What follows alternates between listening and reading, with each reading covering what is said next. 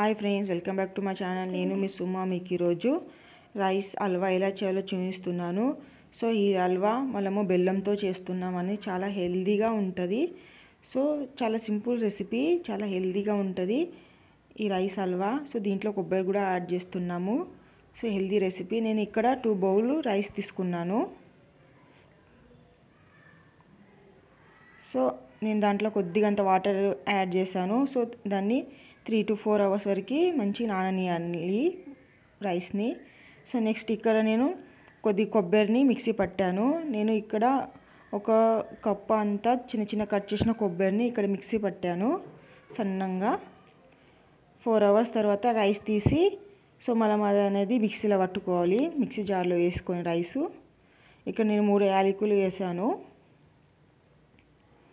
So అదంతా మంచిగా పట్టుకోవాలి. దాంట్లో కొద్దిగా అంతా వాటర్ కూడా యాడ్ చేసుకోవాలి.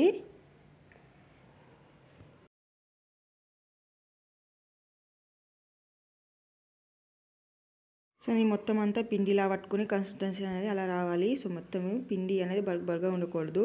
నెక్స్ట్ నేను ఒక బౌల్ అంతా యాడ్ చేశాను.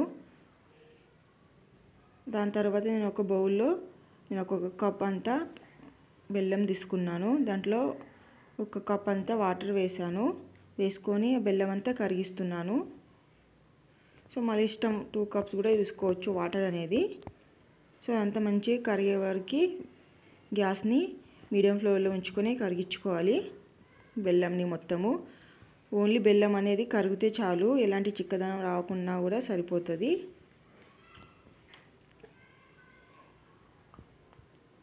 సో కరిగిన తర్వాత నేను దాన్ని కొద్దిగా అనేది జాలి అనేది పట్టేసుకున్నాను, ఎలాంటి డస్ట్ అది ఉండకూడదు అనేసి.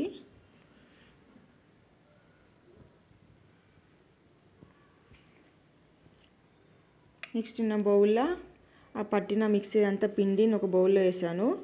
దాని తర్వాత నేను జాగ్రీది మొత్తము దాంట్లో యాడ్ చేశాను. గ్యాస్ అనేది మీడియం ఫ్లేమ్లో ఉంచుకొని మెల్లిమెల్లిగా కలుపుతూ ఉండాలి.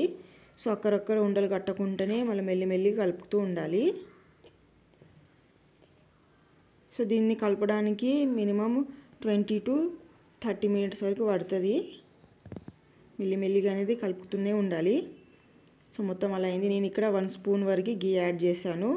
సో మొత్తం పిండి అనేది ఆ విధిలో రావాలి. మంచి కలుపుతూనే ఉండాలి. పిండి అనేది కలపకుంటే ఉండలాగా వచ్చేస్తుంది. గ్యాస్ని మీడియం ఫ్లేమ్లో ఉంచుతూ మెల్లిమెల్లిగా అనేది కలుపుతూ ఉండాలి పిండిని. ఇలా స్లోగా మెల్లిమెల్లిగా కలుపుతూనే ఉండాలి.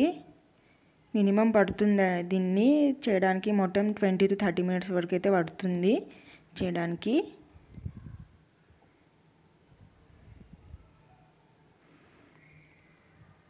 నెక్స్ట్ ఇంకా నేను ఇక్కడ ఇంకొక 1 spoon గీ యాడ్ చేశాను. సో గీ వేస్తే మనకు చాలా టేస్టీగా అనేది వస్తుంది హల్వా అనేది.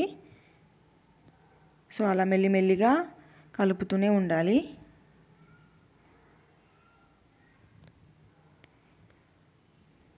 అలా ఆ విధిలో మెల్లిమెల్లిగా కలుపుతూ ఉండాలి.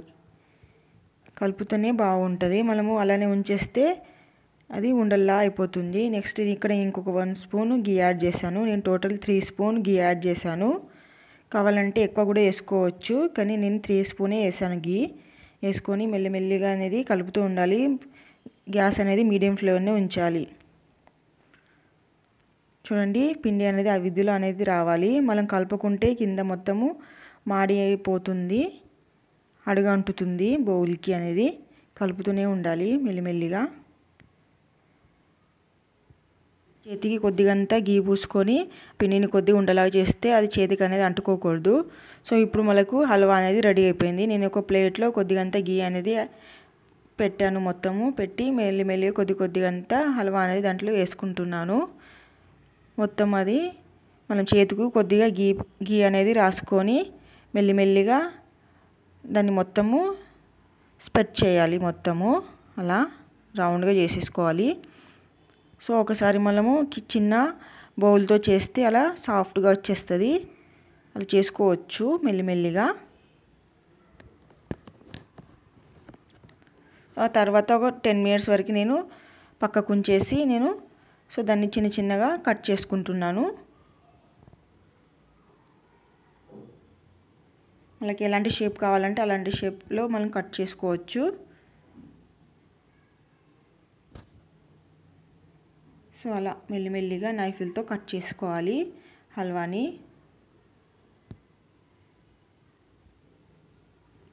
మెల్లిమెల్లిగా నైఫ్లతో కట్ చేస్తే బర్ఫీ అనేది ఆ విధిలో వస్తుంది ఈజీగా. మనకి ఇక్కడ హల్వా అనేది రెడీ అయిపోయింది చూడండి ఈజీగా. సో మెల్లిమెల్లిగా అలా కట్ చేసుకుంటూ మనకు కావాల్సిన షేప్లో మనం తీసుకోవచ్చు అంతే. మెల్లిమెల్లిగా తీసేసుకోవచ్చు.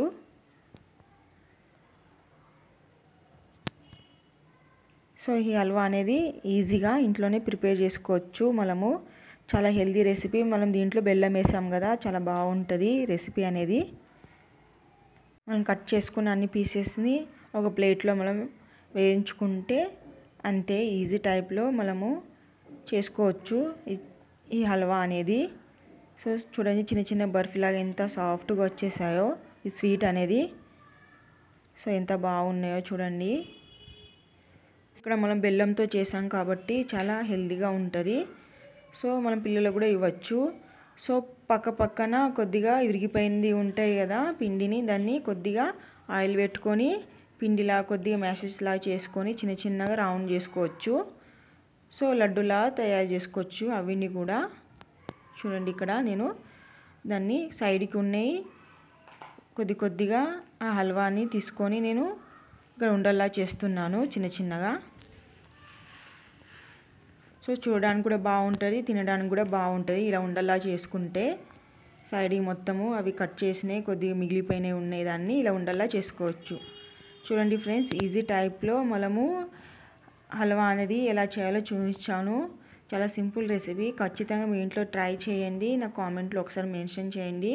సో నా ఛానల్ సబ్స్క్రైబ్ చేసుకోకుండా ఒకసారి సబ్స్క్రైబ్ చేయండి ఫ్రెండ్స్. సో చాలా హెల్తీ రెసిపీ. మీ పిల్లలు కూడా చేసి పెట్టండి, చాలా ఇష్టంగా తింటారు ఫ్రెండ్స్. ఒక ఛానల్ సబ్స్క్రైబ్ చేయండి ఫ్రెండ్స్.